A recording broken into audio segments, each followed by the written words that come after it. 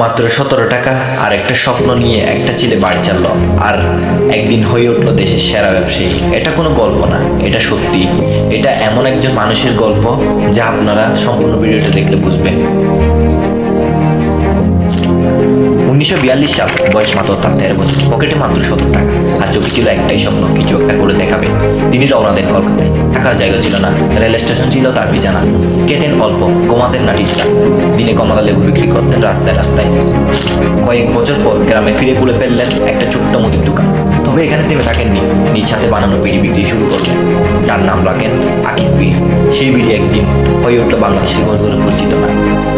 একটা বিড়ি থেকে গড়ে তুললেন বিশাল এক সাম্রাজ্য, যার নাম হলো আকিস গ্রুপ। তার হাতে গড়ে প্রতিষ্ঠান আজ হাজার মানুষের জীবিকার উৎস। তিনি শুধু ব্যবসায়ী ছিলেন না, ছিলেন মানবিক দিকের মানুষ।